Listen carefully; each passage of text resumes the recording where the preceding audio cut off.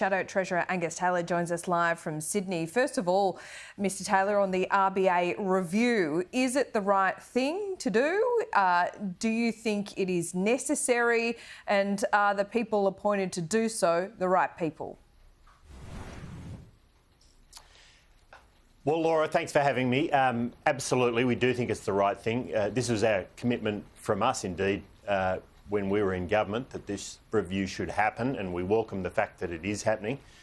We welcome the fact that it is inclusive of looking at the performance of the Reserve Bank in terms of its forecasting and its guidance, and there clearly have been errors on that. But we also think it's enormously important that we have a strong, independent, credible, capable central bank that has served us well over many decades, and that it shouldn't be distracted. It shouldn't be distracted by all sorts of other factors, or it shouldn't be distracted by having board members who represent vested interests. It should be a central bank clearly focused on that 2 to 3% inflation target, that clear inflation target, on making sure that investors and borrowers can have the confidence that they need to get on and do what they have to do, and that it has the forecasting and guidance capability it needs in the coming years.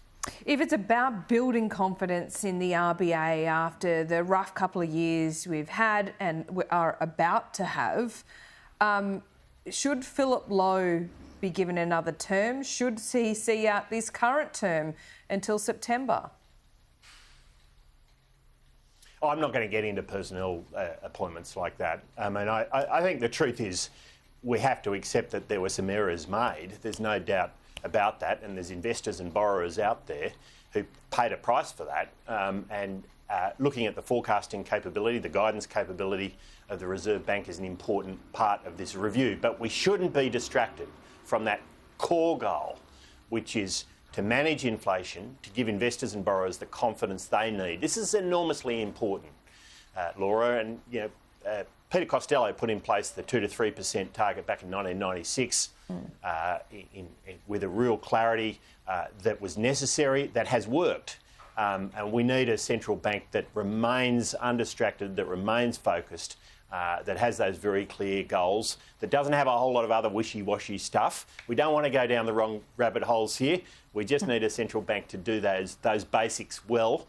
We know that serves us well when that happens. Yeah, when monetary and fiscal policy align, that's a monetary sense. The fiscal is up to the government of the day. We're going to see a budget before the end of the year. Anthony Albanese has flagged that there will not be tax hikes, but there will be savings made. Is that the right course of action? Yeah, I mean, we very much welcome, by the way, that both monetary and fiscal policy, or the interaction between them, is being looked at in this review. And the point being this, Laura, that it is much harder to manage inflation and interest rates when you've got a government that's not managing its money, that's not managing its spending, not managing the budget. And we do want to see that from the Labor government. Now, in the last budget, we improved the situation by over $100 billion. We've seen a very strong budget outcome through to the end of May, much better than expectations. And we want to see that built on. We want to see real management of the budget, real management of spending. So we welcome that. But let me put the test here. It is a bit rich to say you want to see the belt go on when you've just left the government with $850 billion worth of debt. Well, hang on here, Laura. We turned around the budget in that last budget by $103 billion. $103 billion. At the end of May, the budget statement that came in was almost half of what was expected. So there's been dramatic improvement in the recent months. Now, I'll remind you, we had a pandemic and we had to deal with that. And we had to do things that you would never do in normal circumstances. And prior to that, we were on track to a surplus. So, but that's the reality we had to deal with. Government is hard. Now, one of the hard things that needs to happen from here is that good work that was done by Josh Frydenberg in the lead up to the election needs to be built on. And that's very clear. There's two ways to do that. One is to nickel and dime regional programs and use that as an excuse to say, look, we've done all these wonderful things. They're relatively small numbers, by the way. The other is actually to deal with the real issues at hand, which is to get back on track to the pre-pandemic situation, which was a strong budget position. So that's what we're looking for. That's what we want to see. And I think it's a very reasonable thing for us to hold the government to account on. Yeah, but the pandemic is not over. Would you agree with that? So, you know, you can't just go back to pre-pandemic ways. We are in the middle of a third wave. You did leave another little bomb in the budget for Labor, and that is ending the cut in the fuel excise. Would it be reasonable, looking at the settings at the moment, for that to be extended, do you think, given the cost of living pressures? Well, there does need to be a clear plan on cost of living. And I think the most important thing you can do on cost of living is not add fuel to the inflationary fire with unnecessary government spending. Now, Laura, I'll tell you what's going to happen here. You're going to have many of Jim Chalmers' colleagues, if not all, coming to him with their pet projects, their newly minted ministers. They're going to want to spend a lot of money. They're going to want to get their projects up. They're going to want the pet projects for years they've been looking at to happen. And they're going to be asking him for a lot of money. He has to be capable of saying no to all of those to unnecessary projects and unnecessary initiatives. Now, in the lead up to the election, the PBO has told us, this, the Parliamentary Budget Office, we were the side of politics that went forward with an improvement in the budget situation, not Labor. Sure. They had $45 billion of off-budget spending that we didn't, $18 billion of on-budget spending that we didn't. We do want to see a sensible pathway forward on this, not capitulating to every ministerial colleague that wants a whole lot of money. And we'll back Labor on taking a sensible pathway forward on this, just as we're working alongside Labor on a sensible pathway forward for the Reserve Bank. So we will work with them on sensible pathways forward. That's what we want to see. OK, we'll wait to see that. A few quick things before I let you go. The East Coast gas issue is once again rearing its ugly head. AEMO's had to intervene for a second time. The Victorian Energy Minister has blamed greedy gas companies. Is that right? Well, the Victorian Energy Minister has been against gas for many, many years. Dead against gas for many, many years, Laura. And they've had a moratorium on gas for a long, long time. Before politics, I argued strongly, alongside Peter Reith in a report we did, that moratorium needed to be lifted. It was ignored, that work. The Labor government has shown no interest in getting more gas into the system. Nor the Victorian opposition. This is the result. Your side of politics now, either, I've been on about this. Are you disappointed in that? Are you disappointed in the Victorian colleague? Well, let's be clear.